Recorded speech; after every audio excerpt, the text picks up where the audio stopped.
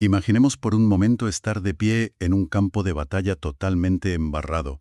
Estamos en el Japón del año 1600. La niebla empieza a disiparse poco a poco y de repente se ve a un ejército inmenso avanzar. Y claro, uno esperaría ver los típicos estandartes de guerra, ¿verdad? Águilas majestuosas, leones, símbolos de gran poder imperial o bestias mitológicas. Exacto, lo típico. Pero no, estos guerreros no llevan nada de eso. En su lugar, pintadas sobre sus armaduras de un color rojo sangre intenso, llevan simplemente 6 monedas. Un diseño súper geométrico, muy frío y muy directo. Una imagen que pone los pelos de punta, la verdad. Cualquiera que viera ese emblema concreto en el Japón feudal sentía un escalofrío inmediato. Y esto es porque sabían exactamente lo que significaba enfrentarse a esos guerreros. Sí, sí, era terrorífico. Y precisamente ese es el punto de partida de nuestro análisis a fondo de hoy. Vamos a sumergirnos en la intersección, que es fascinante y a veces súper contradictoria, entre la historia bélica real, la cultura pop moderna y la política de identidad. Es un tema amplísimo y para ello, bueno, contamos con una pila de fuentes increíblemente rica. Tenemos desde textos históricos sobre el periodo Sengoku hasta guías arquitectónicas súper detalladas del Museo de los Tesoros de Sanada. Fíjate que hasta tenemos el manual de instrucciones de un juego de mesa de estrategia, que se llama Rokumon. Y, por supuesto, un artículo académico exhaustivo de la revista Mutual Images. Un texto que disecciona cómo la película de anime de 2009, Summer Wars, procesa el nacionalismo contemporáneo. Es que el núcleo magnético, por así decirlo, lo que atrae y unifica todas estas fuentes tan dispares, es el legendario clan Sanada. Ese es nuestro foco. Totalmente. Y la misión de este análisis es desentrañar cómo ocurre un fenómeno cultural tan asombroso. O sea, cómo un clan samurái del siglo XVI, que terminó absoluta y trágicamente derrotado, sobrevive en la memoria. Y no solo sobrevive, ¿eh? Se transforma en un ícono de la cultura pop y en un vehículo para procesar las ansiedades de la globalización, porque la historia nunca es un documento fosilizado, se remezcla constantemente para calmar los miedos del presente. Ya te digo. Para comprender por qué un estudio de animación moderno o un creador de videojuegos recurre al clan Sanada hoy en día, primero hay que entender cómo operaban en la realidad de su época. Así que viajemos a la actual prefectura de Nagano. Al mismísimo campo de batalla del periodo Sengoku, sí, una época definida por unas guerras civiles que parecían no tener fin. Y aquí es clave hablar del castillo de Ueda, que fue construido en 1583. Por el astuto señor feudal Sanada Masayuki, eso es. Y lo interesante de esta fortaleza no es el tamaño, o sea, no era un castillo gigantesco. Lo alucinante era su ingeniería topográfica. La brillantez de Ueda, y los textos históricos lo dejan muy claro, radicaba en cómo instrumentalizaba el paisaje. Como bien dices, no era una mega fortaleza en medio de una llanura. Masayuki aprovechó el cauce del río Saigawa de una forma magistral.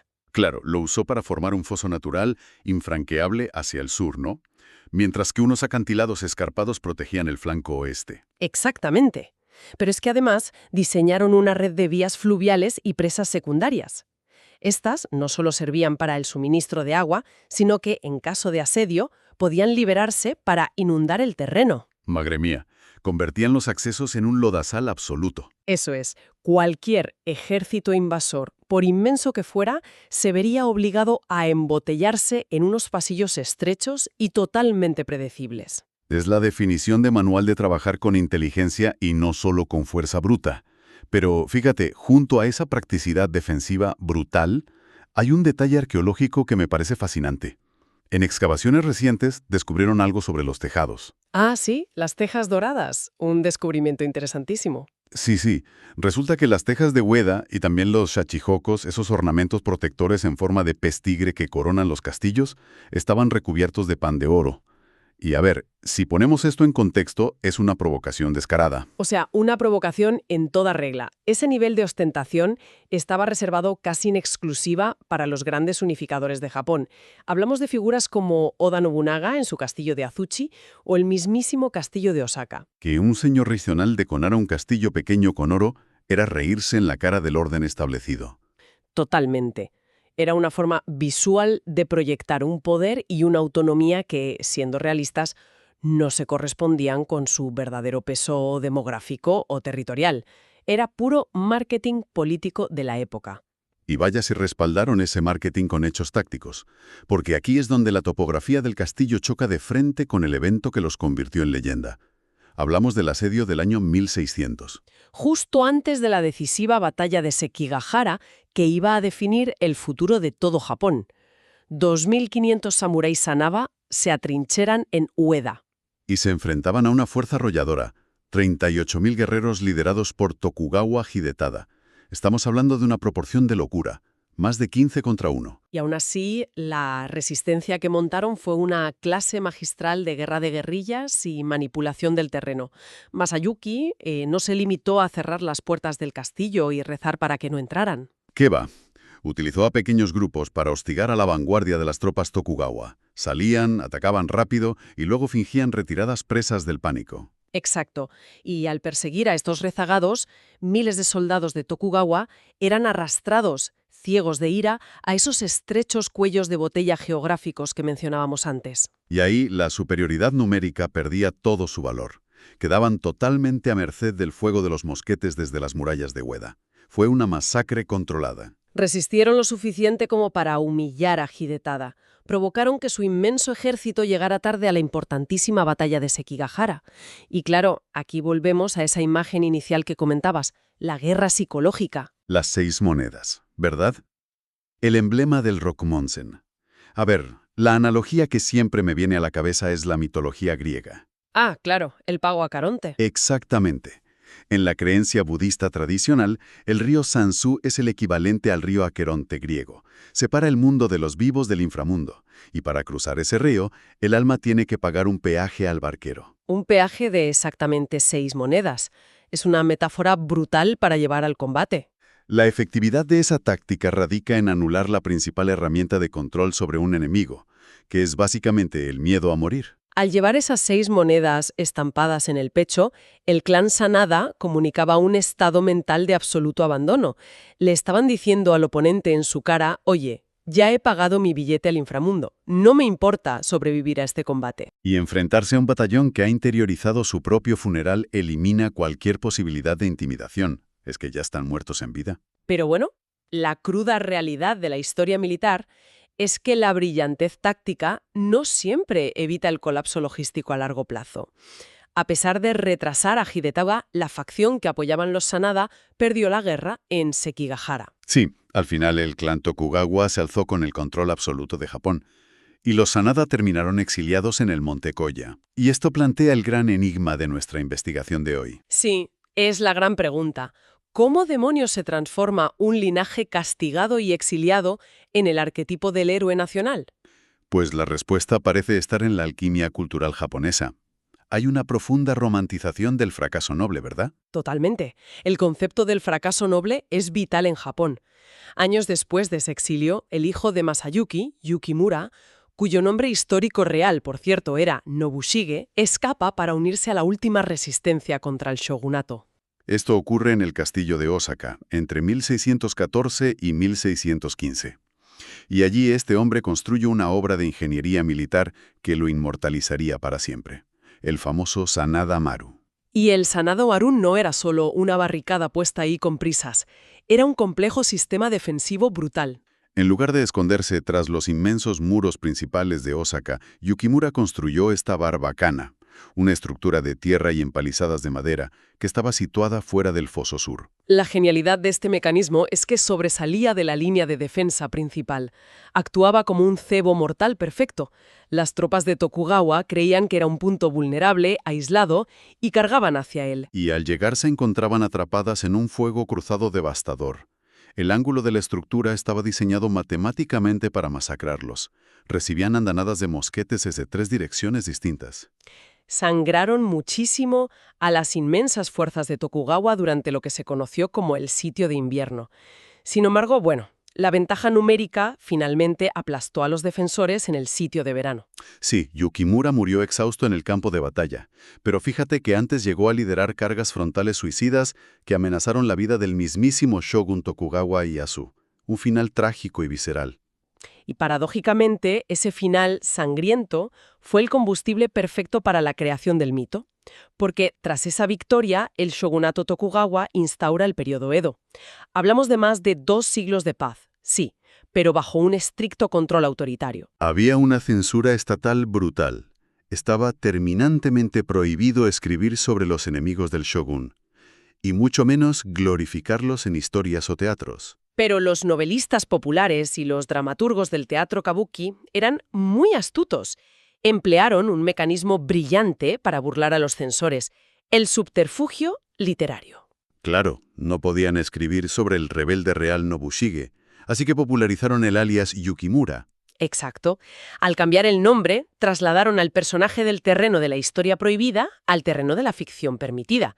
Y a su alrededor crearon leyendas, como los 10 valientes de Sanada. Ah, sí, un grupo de ninjas legendarios e invencibles.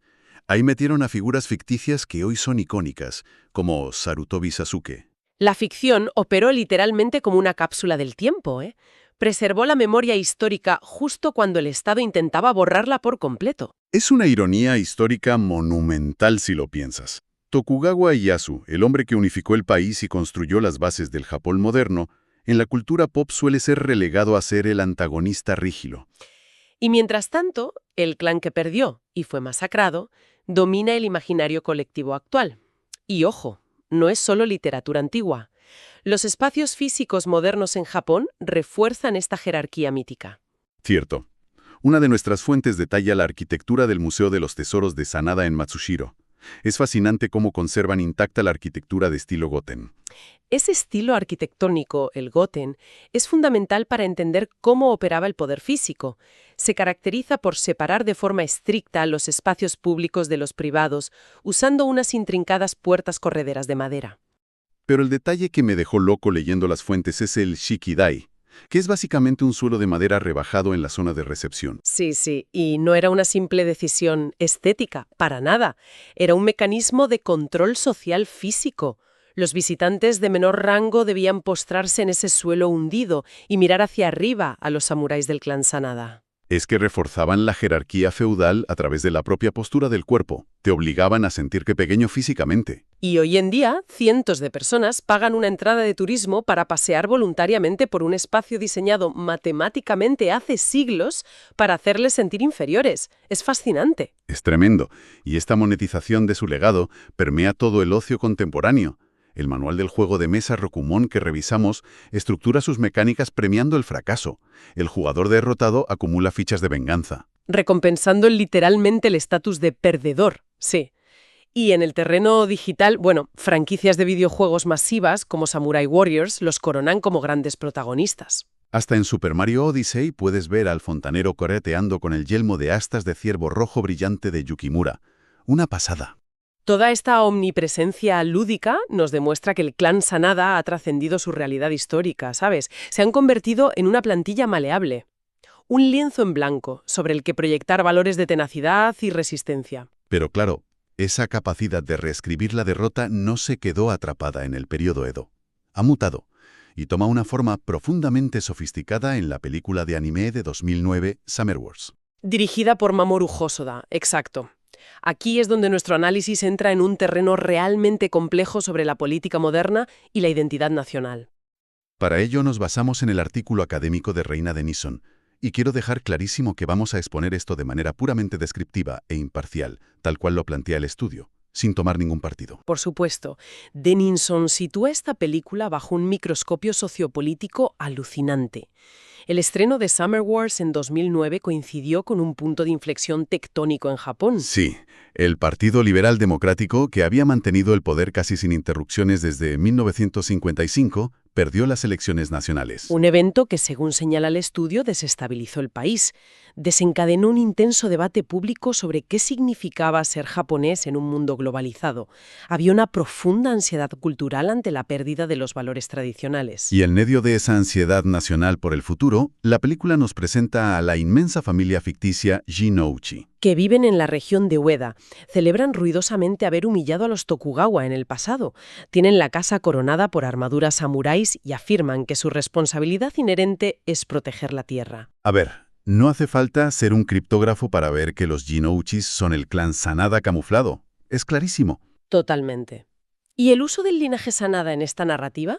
Es el motor de lo que el sociólogo Michael Billig definió como nacionalismo banal. Nacionalismo banal, un concepto clave.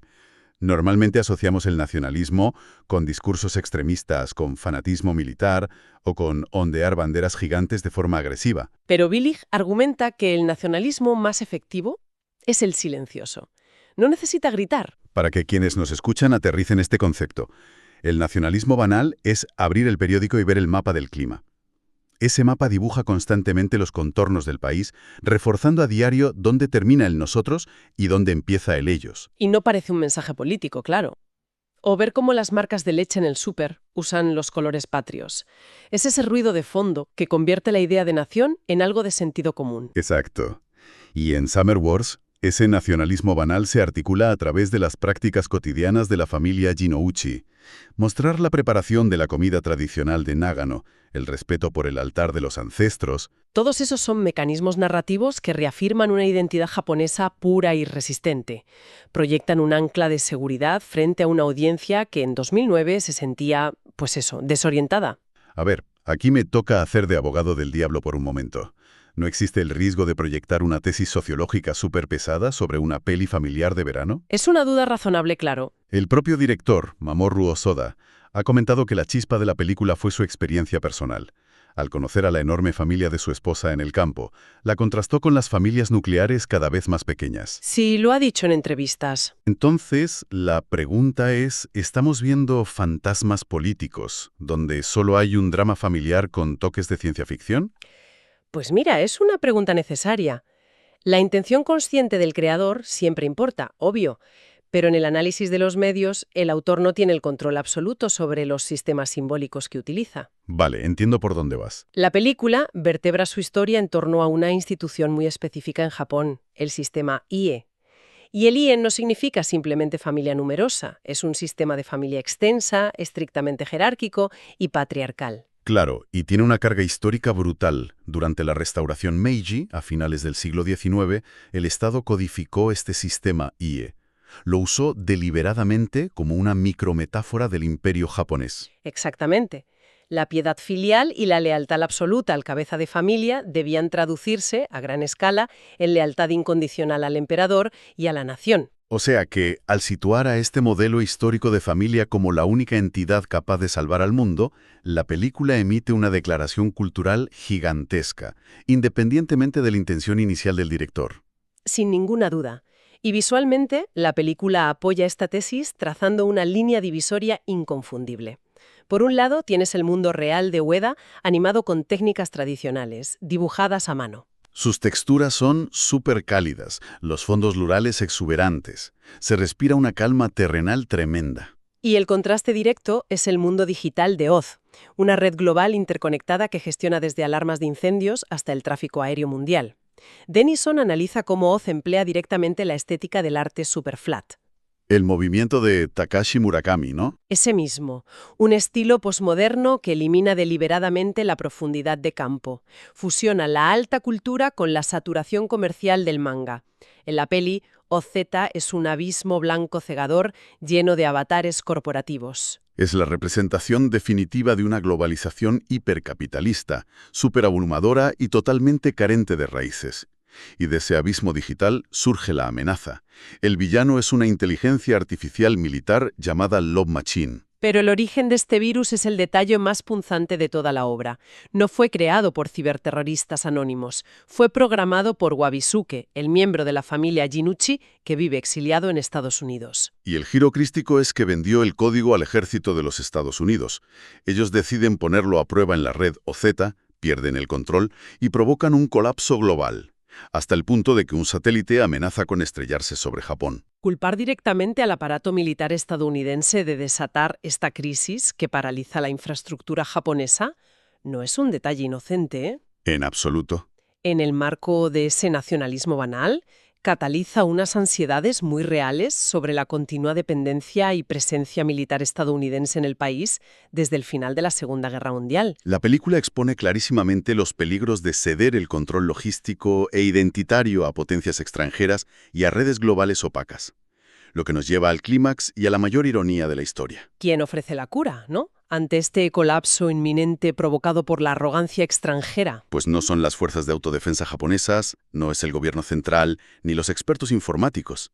Es Sakae, la bisabuela de casi 90 años y líder del clan. Osoda hace algo brillante aquí, porque subvierte el sistema IE.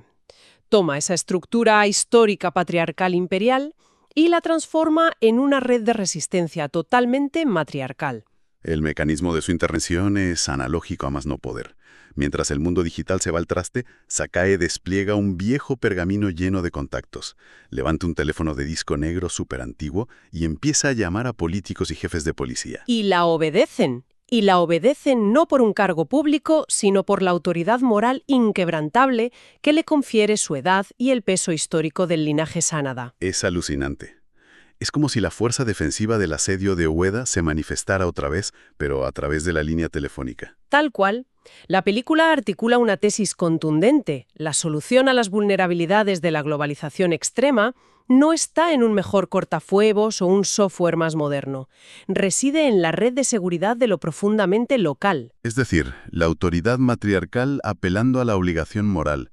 Y el toque final de genialidad para mí es que el duelo definitivo contra la IA en el ciberespacio se libra apostando avatares en una partida de Hanafuda. Las cartas tradicionales japonesas, sí. Es el triunfo absoluto de la tradición sobre la alienación moderna. Al embarcar la salvación del mundo a través de un juego de cartas antiguo, jugado por los herederos de un clan derrotado, la obra inyecta una dosis masiva de orgullo. Le dice a la audiencia: tranquilos, vuestras raíces culturales y vuestra memoria histórica tienen el poder suficiente para neutralizar cualquier amenaza de la hipermodernidad. Es fascinante mirar en retrospectiva todo lo que hemos cubierto. Ha sido un viaje intenso, desde luego. Partimos de las laderas embarradas del río Saigawa y la ingeniería topográfica de Ueda. Analizamos la guerra psicológica de las 6 monedas que prometían la muerte. Vimos el sangriento asedio del Sanada Maru y cómo la censura de Edo romantizó al perdedor. Y finalmente, vimos cómo todo ese inmenso peso táctico y literario aterriza en el anime contemporáneo, subvirtiendo instituciones para calmar ansiedades frente a un mundo globalizado. El viaje de los Sanada demuestra que la historia bélica nunca desaparece. Solo cambia de formato, ¿verdad? Exacto. Perdieron la batalla física contra los Tokugawa, pero su espíritu fue metabolizado por la sociedad. Se convirtieron en un mecanismo cultural que la nación invoca cada vez que necesita redefinir su resiliencia, ya sea frente a ejércitos de samuráis o redes digitales descontroladas. Y esto nos invita a quienes nos escuchan a darle una vuelta a la cultura pop que consumimos a diario. Cuando vamos al cine a ver un taquillazo o pasamos horas en un videojuego, vale la pena preguntarse qué miedos contemporáneos se gestionan bajo la trama. ¿Cuántos héroes derrotados o símbolos históricos se están usando en silencio para dictar qué significa nuestra identidad hoy en día? Fíjate que al final el control de la historia física se decide por la fuerza bruta, en el barro. Pero el territorio de la memoria colectiva, el que realmente perdura, se sigue conquistando a diario frente a las pantallas de nuestras propias casas.